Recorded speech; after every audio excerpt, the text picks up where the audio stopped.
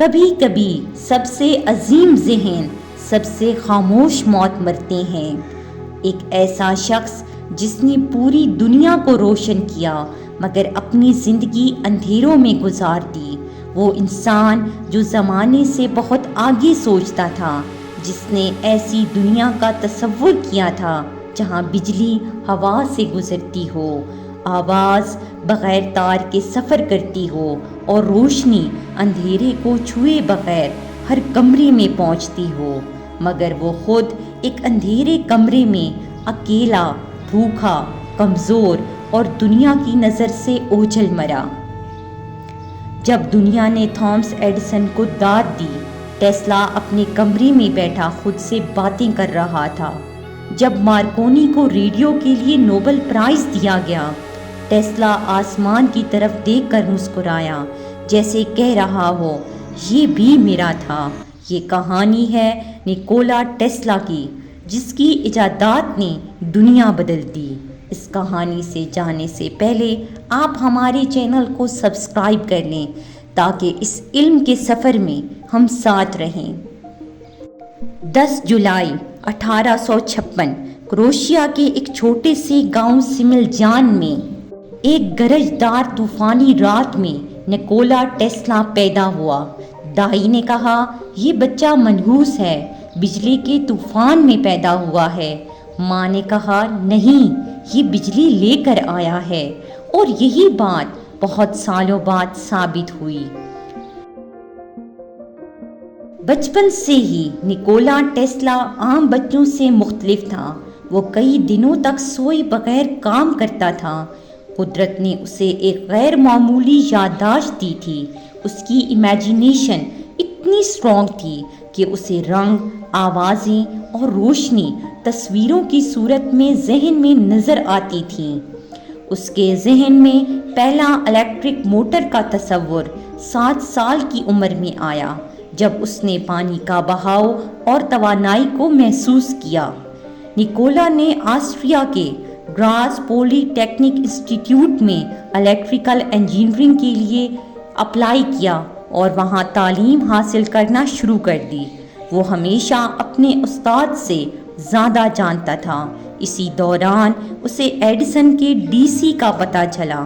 D C مطلب direct current, اور اسی لمحے اس نے کہا، میں ایک ایسا سسٹم بناؤں گا جو ایڈیسن سے بہتر ہوگا اور دنیا کو بغیر رکاوٹ دور تک بجلی فراہم کرے گا۔ پیسے نہ ہونے کی وجہ سے اسے انسٹی ٹیوٹ سے نکال دیا گیا۔ اس طرح اس کی تعلیم ادھوری رہ گئی۔ ٹیسلا نے آسٹریا، پھر ہنگری میں کئی چھوٹی موٹی نوکریاں کیں۔ پھر وہ فرانس چلا گیا، جہاں وہ ایڈیسن کی یورپی کمپنی میں ملازم ہوا۔ وہ راتوں کو اے سی کرنٹ اور وائرلیس پاور کے خاکے بناتا اور دن میں مشینیں ٹھیک کرتا۔ اس کے کام سے متاثر ہو کر اس کے افسر نے اسے کہا، تم ایڈیسن کے ساتھ کام کرو، امریکہ جاؤ۔ افسر نے ٹیسلا کو ایک ریکمنڈیشن لیٹر دیا جو تھامسن ایڈیسن کے نام تھا، اور اس میں لکھا تھا، دنیا میں صرف 2 عظیم دماغ ہیں، ایک تم اور دوسرا یہ نوجوان۔ 1884 ٹیسلا صرف 4 سینٹ اور اپنے دماغ کے ساتھ امریکہ پہنچا۔ وہاں وہ ایڈیسن سے ملا اور اس کے پاس ڈائریکٹ کرنٹ کو بہتر کرنے کی نوکری کرنے لگا۔ ایڈیسن کی ڈی سی موٹرز اور مشینیں اکثر خراب ہو جاتی تھیں۔ ٹیسلا نے دن رات محنت کر کے انہیں بہتر، سستا اور زیادہ مؤثر بنایا۔ لیکن جب ٹیسلا نے آلٹرنیٹنگ کرنٹ کا آئیڈیا ایڈیسن کو دیا تو ایڈیسن نے اس آئیڈیا کا مذاق اڑایا کیونکہ اس میں منافع نہیں تھا۔ 1885 میں ٹیسلا ایڈیسن کی کمپنی کو خیر باد کہتا ہے، نہ رقم ملتی ہے نہ عزت، بس صرف تلخ یادیں اور ٹوٹا ہوا خواب لے کر وہ یہاں سے چل دیتا ہے۔ لیکن اسی وقت اس نے فیصلہ کیا، اب میں خود نظام بناؤں گا اور اپنی دنیا تعمیر کروں گا۔ مگر یہ راستہ آسان نہ تھا۔ ٹیسلا کے پاس نہ سرمایہ تھا اور نہ ہی سہارا۔ اس نے مزدوری تک کی، سڑکوں پر کھمبے کھڑے کیے، مگر اپنے خواب کو بھوکا مرنے نہیں دیا۔ کچھ سرمایہ کاروں نے اسی کے آئیڈیاز میں دلچسپی لینا شروع کر دی اور اس طرح ٹیسلا الیکٹرک کمپنی بنائی گئی، جہاں ٹیسلا نے وہ کر دکھایا جو دنیا نے خواب میں بھی سوچا نہ تھا۔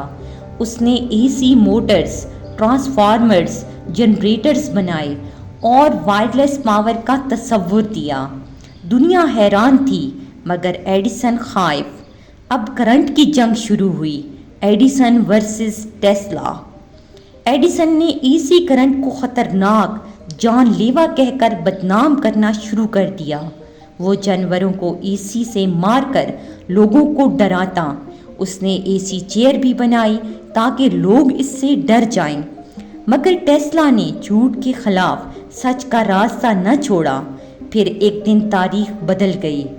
نائگرا فالز پر پہلا اے سی پاور پلانٹ بنایا گیا اور اس طرح پورا شہر ٹیسلا نے روشن کر دکھایا۔ ٹیسلا کے ساتھ سب سے بڑا دھوکہ اس وقت ہوا جب انڈسٹریل جائنٹس نے اس کے پیٹنٹس کو خرید کر اور ختم کر کے اپنا نام بنا لیا۔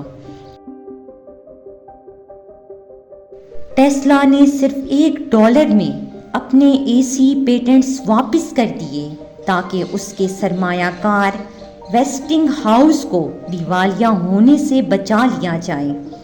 اس کے بعد سرمایہ ختم ہو گیا، فنڈنگ روک دی گئی۔ حکومت اور سرمایہ داروں نے اسے خطرناک کہنا شروع کر دیا۔ اس کے بعد ٹیسلا ہوٹل کے کمرے میں تنہا رہنے لگا۔ وہ اپنی کتابیں اور کاغذات گروی رکھ کر زندہ رہا۔ کبوتر پالنے لگا اور ان سے محبت کرنے لگا۔ وہ روزانہ نیو یارک کے پارک میں جا کر کبوتروں کو دانہ ڈالتا اور خاص طور پر ایک سفید کبوتر اس کے دل کے قریب تھا۔ ٹیسلا اس کے بارے میں کہتا تھا، اس کبوتر کی آنکھوں سے مجھے روشنی نکلتی محسوس ہوتی ہے۔ جب وہ میرے پاس آتا ہے تو ایسا لگتا ہے روشنی آ گئی ہے۔ ٹیسلا ایک حساس طبیعت کا مالک تھا، لیکن دنیا کے رویے نے اس کا دل توڑ دیا۔ جب وہ کبوتر مر گیا تو ٹیسلا نے کہا، میرے لیے سب ختم ہو گیا۔ وہ مکمل طور پر اندر سے ٹوٹ گیا۔ ٹیسلا نے آخری عمر میں کئی خیالات پر کام کیا، جیسے ڈیتھ رے، فری انرجی سسٹم، لیکن نہ کوئی سننے والا تھا نہ سمجھنے والا۔ 1943 میں نکولا ٹیسلا اکیلا، خاموش، اپنے کمرے میں مردہ پایا گیا۔ اس کے پاس نہ دولت تھی نہ شہرت تھی، تھے تو بس ادھورے خواب اور چند کبوتر۔ اس کے جنازے پر صرف چند پرندے، کچھ خاموش دیواریں اور چند صحافی موجود تھے۔ آج دنیا ٹیسلا کی وجہ سے روشن ہے اور اسے یاد کرتی ہے، لیکن جب وہ زندہ تھا تو اسے نظر انداز کیا گیا، لوٹا گیا اور تنہا چھوڑ دیا گیا۔ سچائی کا راستہ ہمیشہ تنہائی میں طے کرنا پڑتا ہے، لیکن وہی آخر میں سب سے روشن ہوتا ہے۔ آج ایلن ماسک کی سب سے بڑی کمپنی کا نام بھی ٹیسلا ہے، اور یہ نام نکولا ٹیسلا کو خراج تحسین دینے کے لیے رکھا گیا ہے۔ ایلن ماسک بھی نکولا ٹیسلا کے دیوانے ہیں۔ وہ کہتے ہیں، Nicolas Tesla was one of the greatest inventors of all time. He deserved much more than what the world gave him.